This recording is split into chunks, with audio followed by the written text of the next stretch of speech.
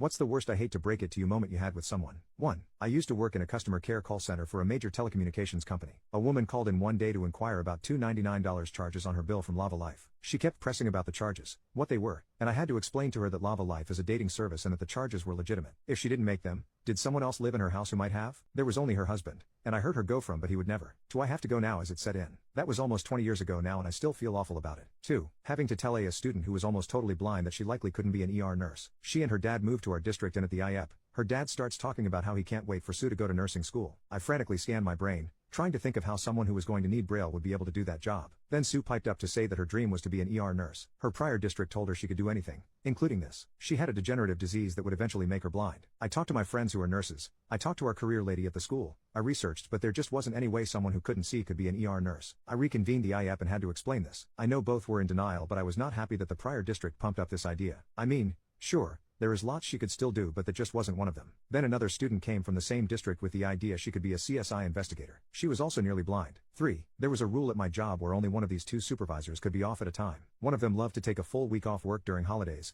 to get more bang for his PTO buck. One year, he had Thanksgiving week off, but the other supervisor had family come to town that week on late notice. The other supervisor asked him to cancel just one of his days so she could spend the day with family. He declined, even after she basically begged him, and he even said he didn't have anything to do that day. She then proceeded to take PTO days every Wednesday of a holiday week for the next calendar year, effectively blocking him from taking his cheap weeks off. He told me that he thought it was funny because he knew she didn't have enough time to take all those vacation days off, and she'd eventually have to cancel some of them. I got to tell him, I hate to break it to you, but she only took 2 hours off each of those days. See, the rule didn't differentiate between a partial or whole day, so she only had to burn 24 or so hours to block him. He looked devastated. It was kind of petty on both of their parts, but I give her credit for being creative in her retribution and don't blame her a bit for what she did. 4. I once had to tell a friend that the crypto expert he hired was actually part of a pyramid scheme. He stared at me in silence for a few seconds before saying, I already invested everything. 5. Had a friend ask me about some green sign in the distance. It was in fact a sodium vapor sign giving off an intense orange light, which sodium vapor is known for. Had to tell him right there that he was colorblind. He was in his mid-30s too. A lot of odd things that had happened in his past fell into place for him that day. 6. I had a guy working for me that was extremely nice, easy to get along with, and wildly inept. Not even like low effort but just not capable of learning seemingly basic tasks. We tried everything. Coaching,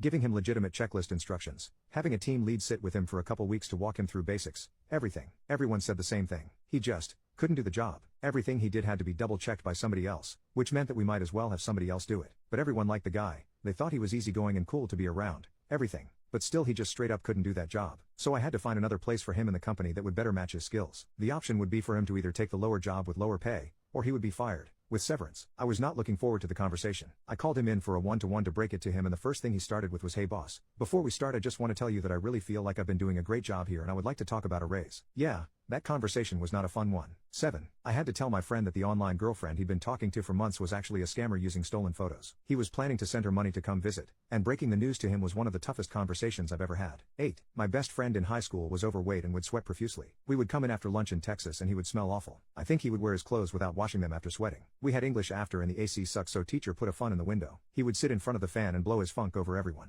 The class got together and voted that I should be the one to tell him. Well, I had to break it to him that for the last year he has smelled horribly. I felt pretty bad, but he never stunk again. 9. I came back from my first day of finals in my first semester of college to find 2 women in suits and a campus police officer waiting for me. The women were mental health counselors from the university. One of them tried to talk to me but started crying. The other one couldn't say anything either. It was finally the cop who told me that someone had broken into my mother's house that morning and murdered her, my mom. 10. I designed a simple device that solves a problem that has plagued our industry. I also came up with a few other ways to solve it, and I patented them all. I leased the manufacturing rights of the cheapest and easiest fix exclusively to the company I work for. The issue it solved costs our clients millions upon millions of dollars in losses per year. Ever since I essentially became a one-man department, I get to tinker and solve problems, write training manuals, and all around just help out. Every once in a while some corporate dum-dum thinks my position is superfluous. They don't know who I am, or the fact I'm solely responsible for our company's competitive edge. I had an upper management type guy try to explain to me, in a very condescending way, how a specific device works and how to install it. All completely wrong. I wrote the manual for it. I own the patent. It's named after me. In this particular case, I asked him to read what was written on the little sticker on the side, because I forgot my glasses. Then I incredibly subtly played with my ID badge, that the same name as that little sticker. 11. When I got the call that my mom had passed, they wouldn't say that she had passed, or that she had died. They kept saying medical things like, she doesn't have a pulse, she is not breathing,